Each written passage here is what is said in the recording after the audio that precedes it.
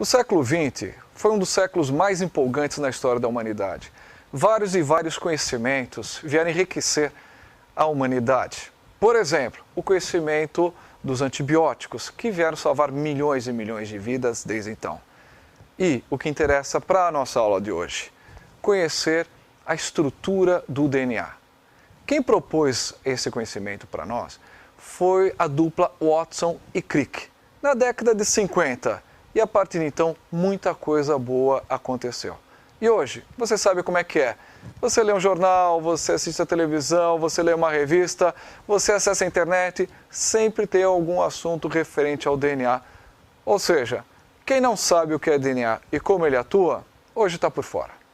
Pois bem, então veja só vocês.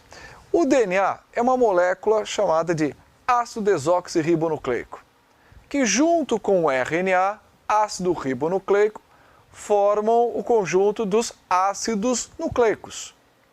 Por que esse nome? Porque originalmente eles foram encontrados dentro de núcleos de células.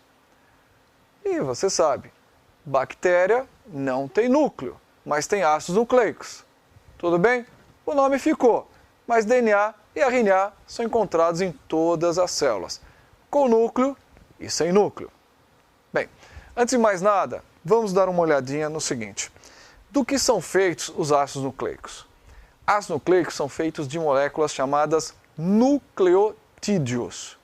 Bem, e o que são nucleotídeos? São moléculas formadas pela união de fosfato, pentose, que é um carboidrato, e base nitrogenada.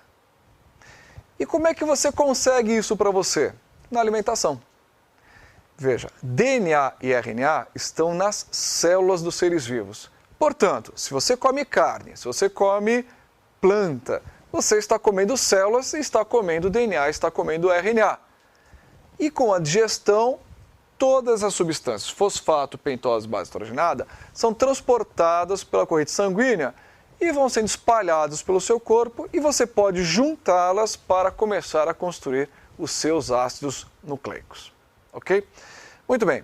As bases nitrogenadas podem ser adenina, timina, citosina, guanina e uracila.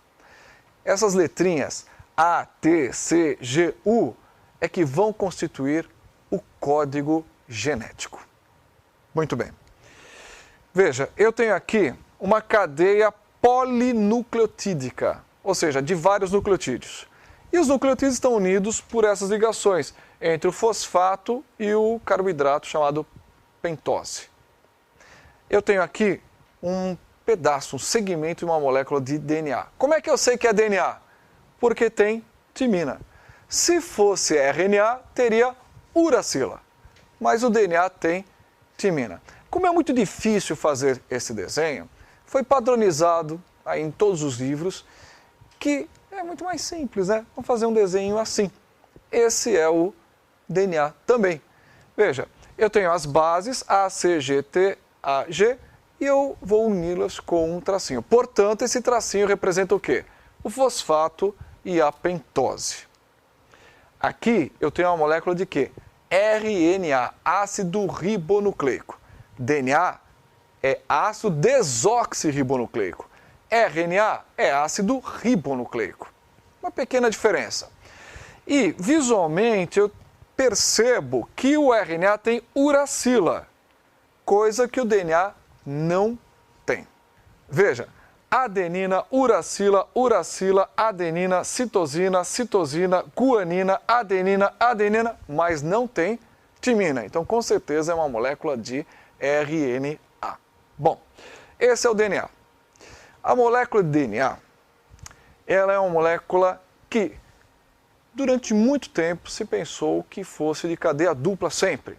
Hoje nós sabemos que tem exceções, tem alguns DNAs de cadeia simples.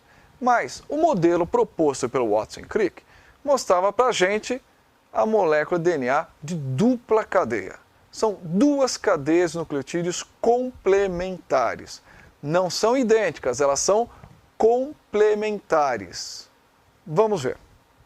O DNA é muito semelhante a uma escada retorcida, onde os corrimãos corresponderiam ao fosfato e pentose. E os degraus correspondem ao quê? Aos pares de bases nitrogenadas. E observe, são pares não idênticos.